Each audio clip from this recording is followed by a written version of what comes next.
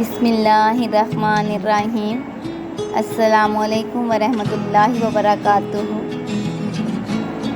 کیسے ہو سکتا ہے بندہ رب سے جواب مانگے اور وہ اپنے بندے کو نہ جواب دے نہ سمجھائے؟ دنیا بھلے اسے نہ سمجھتی ہو، مگر یہ عابد اور معبود کا رشتہ جب قائم ہو جائے، انسان جب اسے مصیبت میں پکارے، اس کے یکتا ہونے کا یقین رکھتے ہوئے، پھر ایسے ہی آسمان والے کی طرف سے تسلیاں ملتی ہیں، جھولیاں